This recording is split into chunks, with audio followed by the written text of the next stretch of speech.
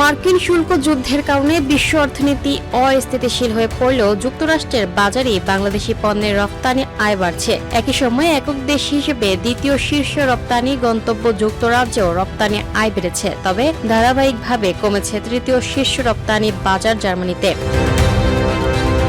গত বছরের 2 এপ্রিলে ট্রাম্পের শুল্ক যুদ্ধ ঘোষণার পর থেকেই বিশ্ব অর্থনীতির পরিচিত চিত্র বদলাতে শুরু করে। শুল্ক আতঙ্কে আমদানি রপ্তানি অনেকটাই থমকে যায়। আগস্টে শুল্ক নীতি কার্যকর হলে তার প্রভাব পড়ে যুক্তরাষ্ট্রসহ বিশ্ববাজারে। পণ্যের দাম বৃদ্ধি ও মূল্যস্ফীতির চাপ সামাল দিতে ভোক্তারা ব্যয় সংকোচনের পথে হাঁটেন। এমন পরিস্থিতির মধ্যেই যুক্তরাষ্ট্রের বাজারে বাংলাদেশি পণ্যের রপ্তানি আয় বেড়েছে। রপ্তানি উন্নয়ন ব্যুরোর তথ্য অনুযায়ী 2025-26 অর্থবছরে জুলাই থেকে এপ্রিল পর্যন্ত যুক্তরাষ্ট্রে রপ্তানি হয়েছে 736 কোটি 19 লাখ ডলারের পণ্য।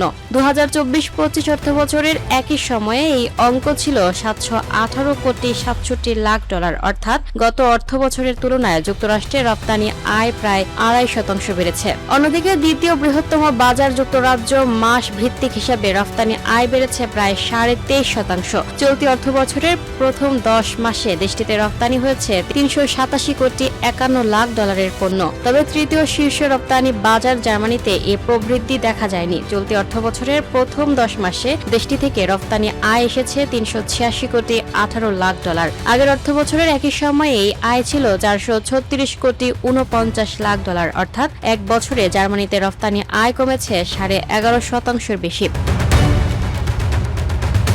Lucky Akter, up to date news, Dhaka.